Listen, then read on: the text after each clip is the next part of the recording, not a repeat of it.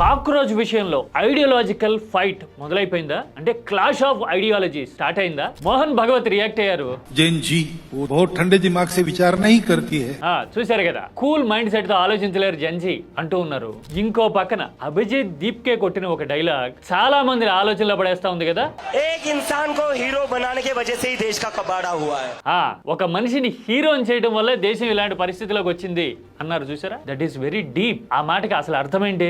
ఒకవేళ Gen Z fight గనక ideology యుద్ధంగా మారితే, భావ సంఘర్షణగా మారితే ఎలాంటి ప్రభావం ఉండొచ్చు, ఎవరికి అడ్వాంటేజ్ ఉండొచ్చు, లేయర్ బై లేయర్ రివీల్ చేస్తూ పోతే, ఎస్పెషల్లీ విద్యా మంత్రి మార్పుతో మొదలైన ఈ పెనుగులాట ముందు ముందు ఎలాంటి మలుపులు తిరగబోతోంది, ఆ మలుపులు ఎవరికి ఎలాంటి ఇంపాక్ట్ ని చూపించబోతున్నాయి, నష్టం చేయబోతున్నాయి, ఎవరికి లాభం చేయబోతున్నాయి, పాయింట్ బై పాయింట్ డిబేట్ చేద్దాం, డిస్కస్ చేద్దాం. ఇది పూర్తిగా ఇంటెలెక్చువల్ టాపిక్ అనిపించే సబ్జెక్ట్, కానీ కామన్ మ్యాన్ జీవితం మీద, ఈ దేశ రాజకీయాల మీద నేరుగా ప్రభావం చూపించే పాయింట్ కూడా. అందుకని ఆసక్తి ఉన్నవాళ్ళు, రాజకీయాలు అర్థమయ్యే అవగాహన ఉన్నవాళ్ళు తప్పకుండా చూడండి.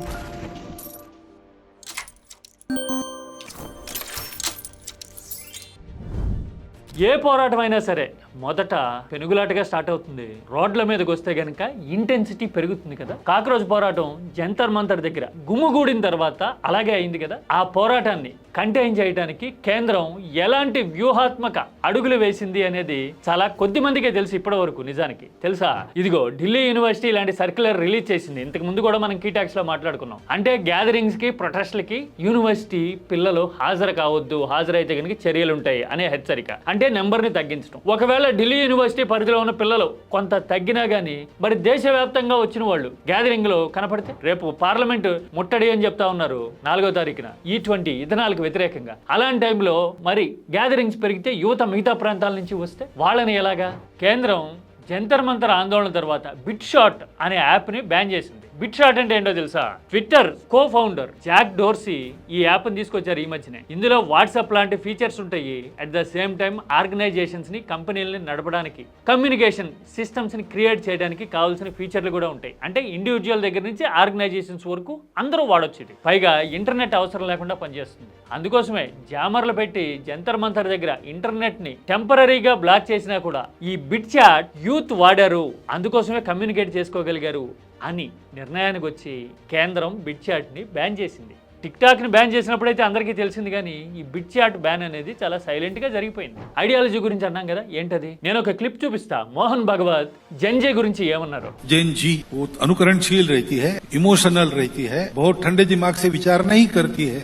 జెన్జీకి ఓపిక తక్కువ ఉంటుంది, వాళ్ళు కూల్ మైండ్ సెట్ తో ఆలోచించలేకపోతున్నారు అన్నారు. చూసారా? అంటే దుందుడుకు, దూకుడు స్వభావం వాళ్ళది, అర్థం చేసుకోలేకపోతున్నారు, డీప్ రూటెడ్ కాదు అని చెప్పడం ద్వారా ఆర్ఎస్ఎస్ మోహన్ భగవత్ అసంతృప్తిని బయట పెట్టారు. అట్ ద సేమ్ టైం వాళ్ళు పైనే ఆలోచిస్తారు, లోతుగా వెళ్ళలేరు అని చెప్పడం కూడా ఉంది. అట్ ద సేమ్ టైం వ్యతిరేకత కూడా బయటపడినట్టే కదా అలాంటి కామెంట్ తో. అంతే కదా, బీజేపీ ప్రభుత్వానికి కంటగింపుగా తయారైనప్పుడు ఆర్ఎస్ఎస్ వైపు నుంచి ఇలాంటి రెస్పాన్స్ వస్తుంది కదా. ఐడియాలజీ పరంగా క్లాష్ వచ్చింది అని చెప్పడానికి మోహన్ భగవత్ కామెంట్ ఒక ఎగ్జాంపుల్ అనుకుంటే, మరి లోతుగా ఆలోచించలేరు జెన్జీ అంటున్నారు కదా. మరి అభిజిత్ దీప్కే చేసిన కామెంట్ చూస్తే గనక లోతుగా ఆలోచించగలరా లేదా అనే పాయింట్ అర్థమైపోతుంది. ఆయన ధర్మేంద్ర ప్రధాన్ రాజీనామా తర్వాత ఏమన్నాడో ఒకసారి చూడండి. आज धर्मेंद्र प्रधान का इस्तीफा हुआ है, इसके लिए मुझे हीरो मत बनाना. एक इंसान को हीरो बनाने के वजह से ही देश का कबाड़ा हुआ है. చూశారు కదా, కేంద్ర మంత్రి ప్రధాన్ రాజీనామా చేసినంత మాత్రాన తనని హీరోని చేయొద్దు అంటా ఉన్నారు. పైగా ఒక మనిషిని హీరో చేసిన పర్యవసానం ఇప్పుడు దేశం భరిస్తా ఉంది, అనుభవిస్తా ఉంది. ఇప్పటికైనా సరే కళ్ళు తెరవాలి అంటూ ఉన్నారు కదా. ఎవరిని అంటున్నారు? ఎవరిని హీరోగా ప్రొజెక్ట్ చేయడం వల్ల దేశం నష్టపోయింది అని ఆయన చెప్తున్నాడు. ఆన్సర్ అందరికీ తెలుసు కదా, 100కి 100%.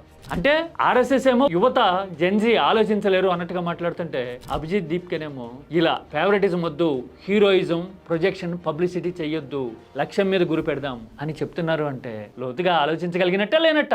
పైగా ఈ క్లాష్ మరింత డీపెన్ అవ్వడానికి 2 కారణాలు ఉన్నాయి. ఒకటేంటో తెలుసా? ధర్మేంద్ర ప్రధాన్ రాజీనామా అనేది కేవలం మోడీ నాయకత్వంలో తొలిసారిగా మంత్రిని తప్పించిన పరిణామమే కాదు. ఆయన విద్యాశాఖ మంత్రిని తప్పించటము అంటే ఆర్ఎస్ఎస్ ఐడియాలజీకి ఛాలెంజ్ ఎదురైనట్టు అని ఇదిగో నేషనల్ మీడియా స్ట్రైట్ అవే రాస్తా ఉంది. చూసారా? ఎందుకనే కరికులంలో మార్పులు గానీ, ఆలోచనలు చొప్పించటం గానీ, వ్యూహాత్మకంగా ఐడియాలజీ పరంగా పట్టు బిగించటం అనే అడుగులు ఆర్ఎస్ఎస్ గత కొన్నేళ్లుగా వేస్తా ఉంది. విద్యాశాఖ, మానవ వనరుల శాఖ కీలకం కదా, గుండెకాయ కదా, బ్రెయిన్ కదా.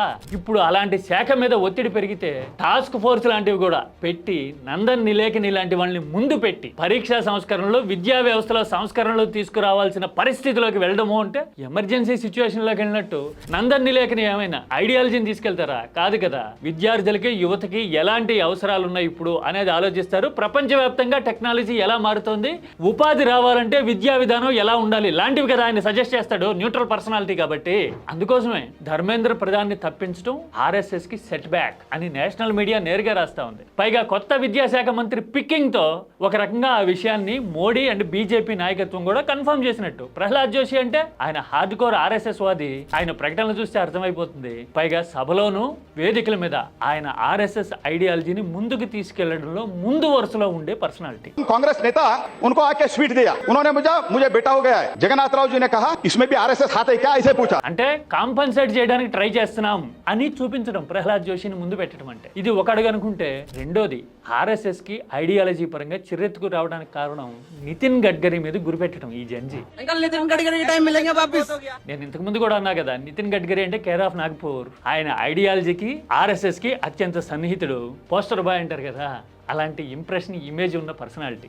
ఇప్పుడేమో జంజీ ఆ గడ్కరీ మీద గురిపెట్టే ఇథనాల్ మీద దేశవ్యాప్తంగా ఆందోళన గగ్గోలు ఉంది. వీళ్ళందరూ జంజీని సమర్థిస్తా ఉన్నారు. ఇలాంటి ఆందోళన ఉన్నవాళ్ళు E20ని వ్యతిరేకిస్తా ఉన్నవాళ్ళు. ఇది ఒక పాయింట్ అయితే, రోడ్ల విషయంలో గడ్కరీ చేసిన కామెంట్లు తెగ ట్రోల్ అవుతా ఉన్నాయి ఈ మధ్యన. ఎస్పెషల్లీ ఉత్తర భారతంలో అయితే అసలు టెక్నాలజీ అని గడ్కరీ ప్రకటనలు చేశారు. हिंदुस्तान का रोड इंफ्रास्ट्रक्चर अमेरिका के बराबर होगा.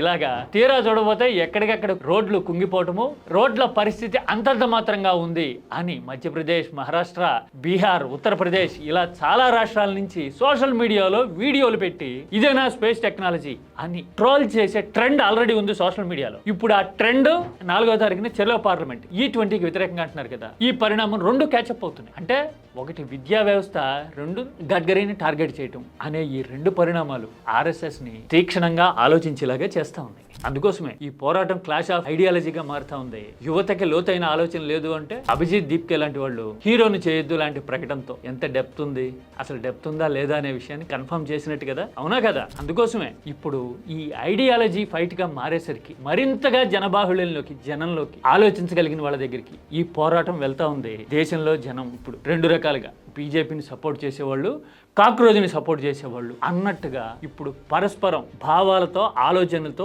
ఆర్గ్యుమెంట్తో సంఘర్షించే పరిస్థితి వచ్చింది. ఎప్పుడైనా సరే స్ట్రీట్ ఫైటో లేకపోతే నిరసన ఒకరోజు ప్లాన్ చేయొచ్చు. పార్లమెంటు ముట్టడికి పిలుపునివ్వడం అనేది టెంపరీ కావచ్చు. కానీ ఎప్పుడైతే ఫైట్ ఐడియాలజీకి షిఫ్ట్ అయిందో దీర్ఘకాలం అంటే నెలల తరబడి, సంవత్సరాల తరబడి కొనసాగేందుకు బేస్ రెడీ చేస్తుంది ఈ ఐడియాలజీ ఫైట్ అనేది. జనరల్ ఎలక్షన్స్కి ఇంకా 2 ఏళ్ళు ఉన్న టైంలో ఈ ఫైట్ ఇలా ఐడియాలజీకి షిఫ్ట్ కావటం అనేది చాలా కీలకమైన టర్నింగ్ పాయింట్గా కనపడతా ఉంది. మరి ఇప్పుడున్న సిచ్యువేషన్లో కాక్రోచ్ ఫైట్ ఐడియాలజికల్ ఫైట్గా రూపాంతరం చెందటం అంటారే, ట్రాన్స్ఫార్మ్ అయితే ఎలాంటి పరిణామాలు ఉండొచ్చు, ఎంత డీప్ రూటెడ్ అవ్వచ్చు పొలిటికల్గా, ఇంపాక్ట్ పరంగా? కామెంట్ సబ్జెక్ట్ ఓరియంటెడ్గా చేయండి, లాజికల్గా మాట్లాడదాం. కీ టాక్స్ ఆలోచనలకు వేదిక.